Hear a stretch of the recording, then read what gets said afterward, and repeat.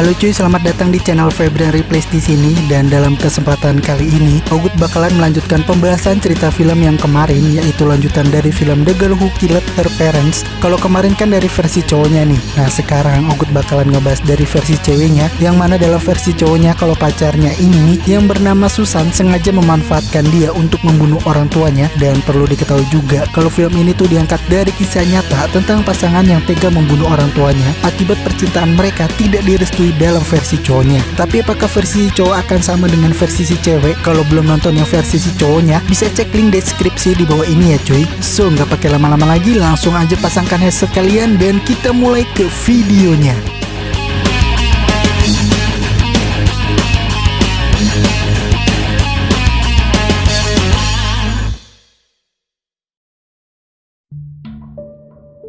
Pada hari Senin tanggal 17 Juni 2006, yaitu 4 tahun setelah terjadi pembunuhan, mereka bertiga dibawa ke ruang persidangan dan di situ sudah banyak wartawan serta para kerabat yang siap mendengarkan keterangan dari para pelaku. Susan pun dipersilakan untuk memberi keterangan dari versinya yang terjadi, di mana di hadapan hakim ia menyangkal atas keterangan dari Daniel sebelumnya, dan inilah versi Susan pun dimulai. Dahulunya ia berasal dari keluarga kaya yang sangat harmonis. Dia memiliki orang tua yang baik dan juga sangat menyayanginya. Dia menempuh pendidikan kelas bahasa Jerman yang itu juga membuat dia lebih ketat dalam urusan pendidikannya. Di samping itu, dia juga mengikuti kursus bahasa Inggris dan kelas karate, serta hubungan dia dengan kakaknya bernama Andreas pun juga baik-baik saja. Pada 3 tahun sebelum pembunuhan, Susan bersama ibu dan kakaknya tak sengaja melihat Daniel sedang berlatih aeromodeling di sebuah lapangan. Andreas yang juga sangat menggemari permainan tersebut meminta ibunya untuk mengajak berkenalan dengan Daniel, dan ibunya pun meminta Daniel untuk menjadi pelatih aeromodeling bagi Andreas. Pada suatu hari Andreas mendapat ajakan dari Daniel untuk pergi menonton bioskop, dan setelah selesai menonton bioskop, Daniel tak sengaja melihat jam tangan yang sudah lama diimpikan dan mengatakan jika suatu saat nanti ia akan memiliki jam tangan tersebut. Mereka menghabiskan waktu berdua menikmati indahnya suasana pasar malam hingga pada akhirnya Daniel mengajak Susan untuk menonton kejuaraan aeromodelingnya pada esok hari. Pada kontes tersebut Daniel pun mendapat juara pertama yang kemudian mereka pun merayakannya di rumah Daniel, dan tak lama kemudian kakak Daniel yang bernama Christian baru saja tiba di rumah dengan memeluk ibunya serta memegang payudara ibunya. Hal itu membuat Susan tampak heran dengan kebiasaan keluarga Daniel yang terbilang sangat berbanding terbalik dengan ajaran keluarganya. Pada malam harinya, Susan memberikan jam tangan mahal impian Daniel. Pada saat selesai menonton bioskop tadi, Daniel pun sangat senang atas pemberian dari pacarnya itu dan sekaligus mengatakan bahwa ia ingin bertemu dengan ayahnya Susan. Daniel pun bertemu dengan ayahnya Susan dalam rangka makan bersama keluarga Susan, dan di sela-sela makan bersamanya, Daniel meminta izin pada ayahnya Susan untuk mengajak Susan pergi merayakan Natal yang diadakan bibinya pada malam ini. Namun itu sebenarnya kebohongan Daniel untuk mengajak Susan menghabiskan waktunya berdua di kamar Daniel. Kemudian Daniel mengajari Susan cara menghisap daun kecubung yang baik dan benar, di mana Susan sendiri sebelumnya tidak pernah mencoba hal tersebut, hingga Susan pun mengalami mual yang berkepanjangan, dan itu juga membuat ia menjadi berbohong pada ibunya.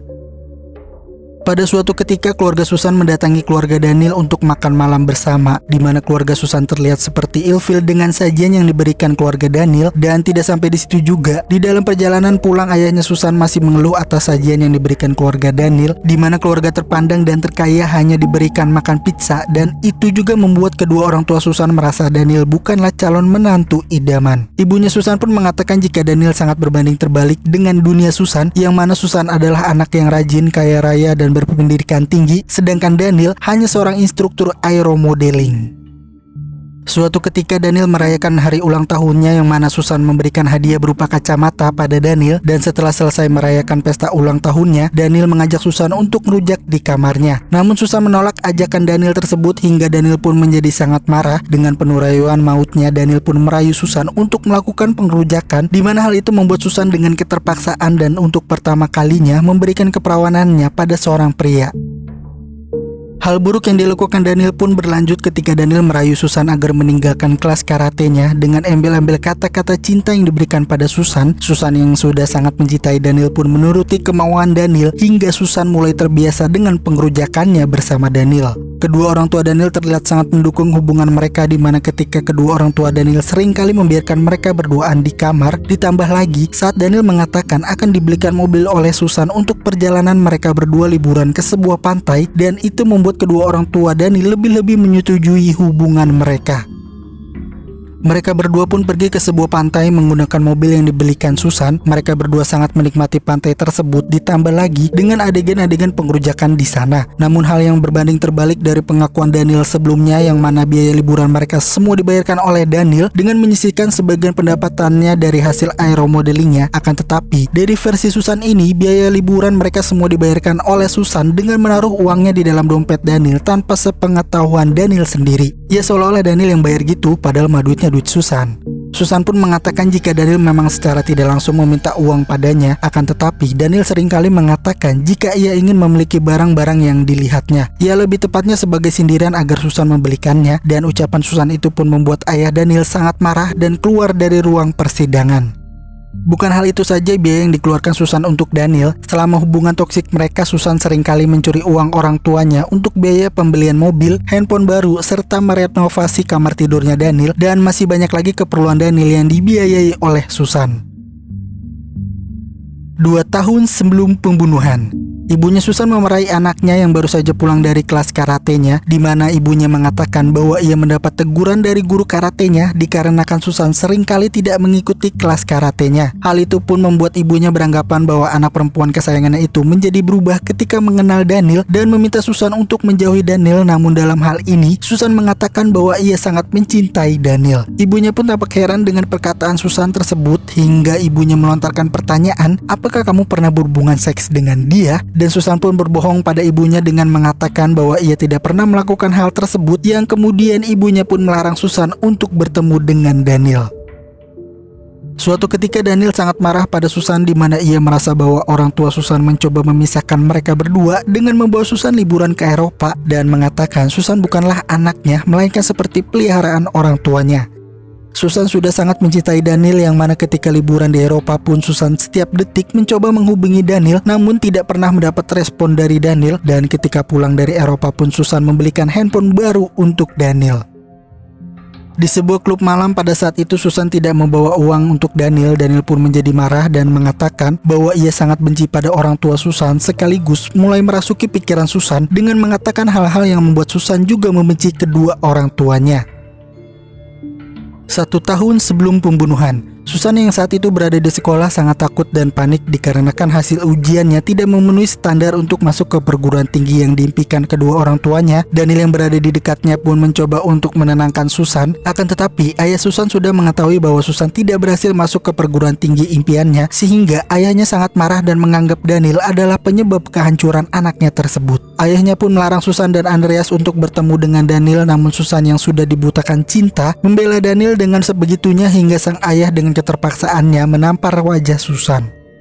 Ayahnya pun mencoba meminta maaf pada Susan, namun itu malah membuat Susan sangat membenci ayahnya, yang pada akhirnya sambil menangis Susan mendatangi rumah Daniel.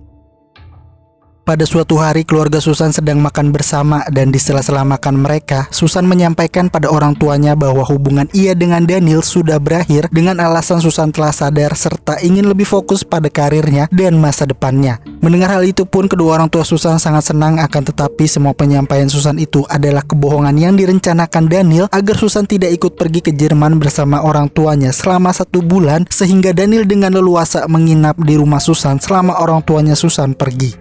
Selama ditinggalkan kedua orang tua Susan, Daniel menjadi seperti raja di rumah Susan. Terlebih lagi, Daniel membayangkan pesawat yang ditumpangi orang tua Susan mengalami kecelakaan. Hari pembunuhan pun telah tiba. Daniel meminta Christian untuk membantu proses pembunuhan orang tua Susan dengan imbalan berupa harta milik Susan. Di sana Susan yang dibutakan cinta dan dirasuki pikirannya hanya bisa menuruti kemauan Daniel dan tidak bisa berbuat apa-apa. Pada awal perencanaannya, Daniel menelpon Andreas untuk mengajaknya pergi ke klub malam pada saat orang tua Susan sedang tidur, dan itu secara tidak langsung menanyakan keadaan situasi di rumah Susan. Dan sebelum pembunuhan itu dimulai, Susan melihat foto kedua orang tuanya bahwa ia sadar tidak akan bertemu lagi dengan orang tuanya di kemudian hari.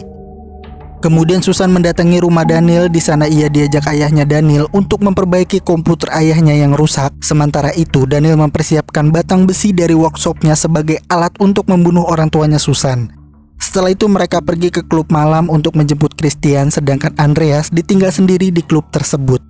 Di dalam perjalanan Daniel meyakinkan Susan bahwa ini yang terbaik bagi hubungannya, dan setibanya mereka di rumah Susan dengan penuh rasa ketakutannya dipaksa untuk melihat keadaan orang tuanya.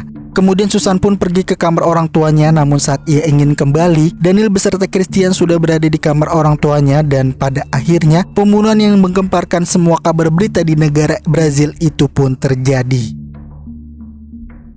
Di hadapan hakim dan awak media, Susan mengatakan bahwa ia sangat menyayangi kedua orang tuanya serta sangat menyesal atas perbuatannya. Di samping itu, ia juga tidak mengerti kenapa Daniel memanipulasi kejadian yang sebenarnya, dan dari kejadian itu pun menetapkan Susan von Richthofen, Daniel Gravenhorst, dan Christian Gravenhorst sebagai tersangka. Susan dan Daniel dihukum 39 tahun dan 6 bulan penjara, sementara Christian dihukum 38 tahun dan 6 bulan penjara. Oke, itu lahir dari film yang diangkat dari kisah nyata ini, dan dalam film ini juga mempunyai pesan khusus untuk seluruh wanita di luar sana yang masih terjebak dalam hubungan yang toksik, bahwa ketika kamu melihat seseorang atau pasangan kalian melakukan sesuatu yang toksik untuk pertama kalinya, segera akhiri hubungan tersebut dan jangan menunggu untuk kedua kalinya. Karena dalam hal ini banyak orang yang terbiasa dengan taktik tunggu atau lihat dulu yang hanya membuat mereka rentan terhadap serangan kedua dan selanjutnya. Dalam hubungan seharusnya membuat kalian merasa lebih baik, hubungan tidak seharusnya membuat kamu merasa buruk atau bersalah, tidak aman, malu, ketakutan, atau putus asa. Jadi ketika suatu hubungan membuat kamu merasa buruk, bersalah, tidak aman, malu, ketakutan, atau putus asa, segera akhiri dan lupakan dia. So, gua Febrian, thanks for watching, keep enjoy, keep smiling, and see you next video. Bye bye.